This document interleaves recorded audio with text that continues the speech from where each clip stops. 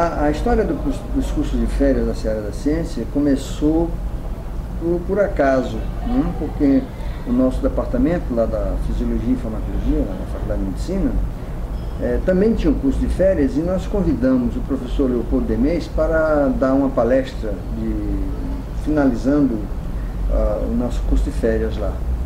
E aí, por acaso também, nós tínhamos preparado a nossa primeira peça teatral, né, que foi Bioquímica em Cena, que por acaso também, né, era exatamente a ciência do professor Leopoldo Demês. Que significa que no final da palestra dele, ele assistiu uma peça de bioquímica, de minha autoria, chamada Bioquímica em Cena, e depois nós soubemos que ele também fazia teatro lá na Universidade Federal do Rio de Janeiro, e depois ele revelou que tinha uns cursos de férias que ele fazia com os meninos da escola pública, e aí eu o convidei para vir conhecer a Seara. E quando ele chegou aqui, por outro acaso, estava acontecendo um curso de férias dado pela professora Ana Lúcia, que é da Bioquímica, e estava aqui dando esse curso de férias que a gente nem conhecia direito, mas a gente tinha seguido o espaço para ela fazer esse curso.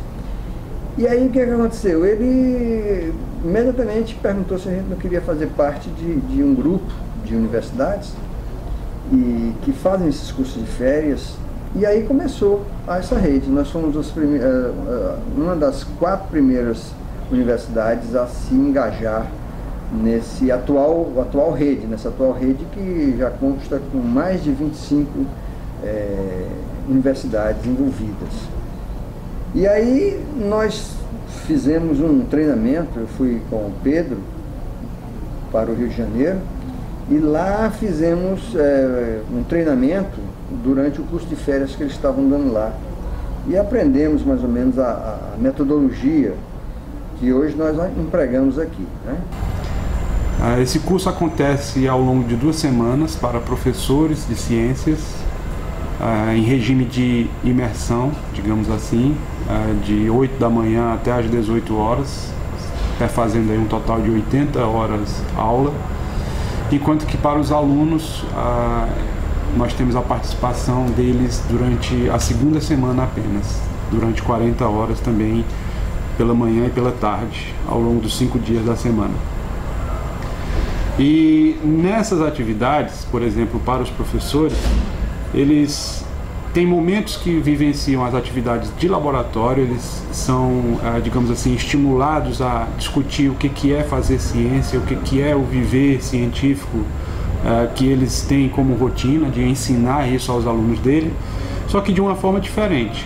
Eles chegam aqui querendo ou imaginando que vão ter aulas normais, aulas em que eles vão ficar sentadinhos e um professor na frente explicando os conceitos, mas eles são instigados à elaboração de perguntas, e essas perguntas vão ter que ser respondidas por eles mesmos na bancada do laboratório. Então, a princípio isso cria uma certa repulsa por eles, mas depois eles começam a se armar e a não querer cometer erros, tal, mas vão sendo divididos em grupos e vão vivenciando as interações entre esses integrantes nesses grupos, as dificuldades de vivência, as dificuldades de convivência, do ponto de vista da elaboração de experimentos, da elaboração de hipóteses, da obtenção de respostas. Então eles começam a vivenciar realmente aquilo que eles mesmos vivenciam na sala de aula, que é o próprio controle, digamos assim, dos alunos, quando também ele pode desempenhar atividades em grupo com eles. Bom, até o final da primeira semana, então, essas atividades práticas elas vão sendo reunidas na forma de apresentação dos resultados, que pode ser feito de 2 formas. Uma forma mais formal, em que o professor ele se comporta como um professor tradicional e tem que apresentar os seus resultados em sala de aula como se fosse um pequeno congresso científico. A outra forma é o que a gente chama de uma forma mais informal, em que ele precisa apresentar os mesmos resultados de uma maneira, digamos assim, diferente. Pode ser através de uma música, pode ser através de uma apresentação de uma peça de teatro, ou qualquer outra ferramenta que eles queiram utilizar, um vídeo, por exemplo. Uma das coisas interessantes e características, né,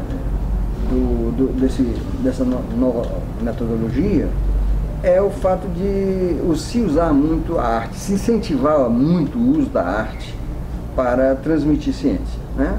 No caso nosso, né, a gente já faz isso na Seara de alguma forma, que a gente já trabalha com teatro, né, com show, com essas linguagens alternativas. E nessa história do Leopoldo, ele incentiva demais as pessoas a utilizarem a arte como uma linguagem de comunicar a ciência. Isso até porque é uma forma, né, de também encantar a criançada pela ciência, o uso da arte. Então eles começam a perceber que o que está em jogo no curso é eles mesmos. Eles é que são as nossas cobaias, digamos assim. Não é o conteúdo a parte mais importante do curso, mas a motivação que ele pode ter para o desempenho da sua atividade. E durante a segunda semana eles então começam a vivenciar oficinas que tentam oferecer diferentes momentos, diferentes vivências também com os professores. E aí vem professores já com uma certa experiência de utilizar certas ferramentas, como por exemplo artes plásticas, como por exemplo hoje está acontecendo aí uma oficina de biscuit, em que eles vão fazer modelos de biologia com biscuit. E ao mesmo tempo, de forma paralela, os alunos na segunda semana fazem as mesmas coisas que os professores fizeram na primeira semana. O resultado disso tudo é que os professores vão enxergar no final da segunda semana que é possível motivar também os alunos fazendo as mesmas coisas, e muitas vezes os alunos mostram resultados até melhores do que os professores em laboratório. Então a ideia é exatamente tentar mostrar para eles que é possível um método alternativo de ensino, de ciência, que é possível ele envolver o aluno de maneira mais prazerosa e tentar cativar esse aluno a favor dele a partir dessa experiência. Então esses são os principais objetivos do curso, tanto para professores como para estudantes. Aqui no Ceará a gente tem sentido, né, algumas,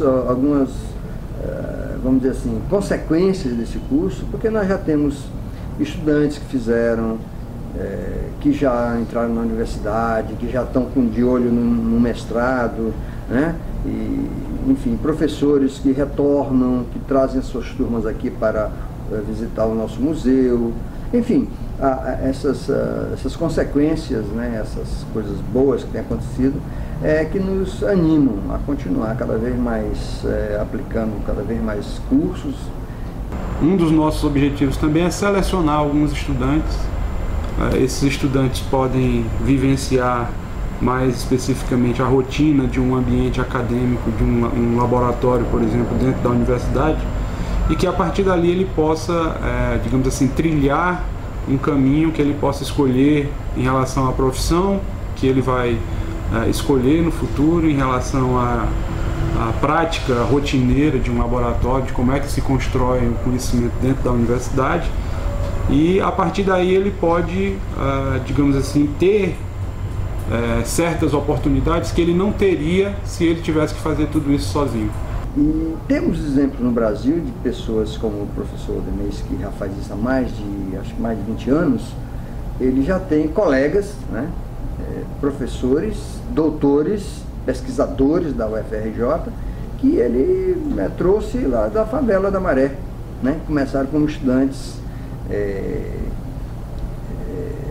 do ensino médio, que fizeram curso de férias e depois entraram no laboratório, né, que essa é uma das coisas que a gente faz também, é trazer os meninos que aparecem mais, que brilham mais o olho, né, a gente tem condição de colocá-los em laboratório de pesquisa da nossa universidade e aí cuidar dele um pouco, né. Então a ideia desse projeto é trazer esses estudantes para perto de uma carreira acadêmica. Temos alguns exemplos de resultados já dessa vivência. A gente já tem hoje estudantes que participaram do curso de férias e que hoje são estudantes de graduação, são pessoas produtivas dentro de uma certa rotina acadêmica, e que certamente esses estudantes vão trilhar bons caminhos aí ao longo da sua carreira. Por outro lado, também temos exemplos de estudantes que se definem da forma oposta, ou seja, não é isso que eles querem fazer da vida deles, eles querem outro tipo de caminho. A gente já teve exemplo de estudantes que foram estagiar no laboratório de biologia e percebeu que queria a área de humanidades. Então a experiência serve até para definir cedo essas escolhas. Tá? Então essas são as principais características desse curso, desse projeto que a Seara da Ciência se envolve. Enfim, hoje nós estamos realmente participando dessa grande rede nacional e nós somos um pouco diferente da maioria, porque nós somos um centro de ciências, ou um museu de ciências. E grande parte das outras universidades desenvolve esses cursos de férias em departamentos acadêmicos. Eu acho que a gente ser um museu de ciências é uma vantagem, porque a gente é muito mais multidisciplinar. Porque nos outros departamentos, normalmente é departamento de bioquímica, departamento de fisiologia, o departamento de farmacologia, e acaba que as pessoas envolvidas nesses cursos de férias são muito direcionadas para um só tipo de ciência, né? A biológica, principalmente. Por quê? Porque são ex-alunos, ex-doutorandos do professor Demeis, hoje professores em outras universidades, que se engajaram nessa rede. De forma que aqui nós temos, os nossos monitores são provenientes de várias áreas do conhecimento, de química, física, biologia, cinema, vídeo, né, enfim, teatro. E aí nós podemos realmente desenvolver um curso que, pela própria característica, já é um pouco multidisciplinar. E aqui fica muito mais multidisciplinar, já que os conhecimentos, né, quer dizer, a ciência é usada como um todo. Esses cursos de férias começaram mesmo em 2003, isto é, 3 anos depois que a Seara foi criada. E ao longo desse período, nós fizemos já nesse atual 10º curso, né? E obviamente a gente falhou em alguns anos, não falha nossa, mas falha por recurso, né? Quer dizer, esse curso custa dinheiro, esse curso não é um curso muito barato. Mas recentemente nós temos tido um apoio bastante bom, né? CNPq, CAPES principalmente, e eles têm dado esse apoio crescente, muito pelo prestígio do professor Leopoldo Demeis, mas também pelos resultados obtidos pelos vários cursos. Claro que o nosso curso é uma gota d'água no oceano.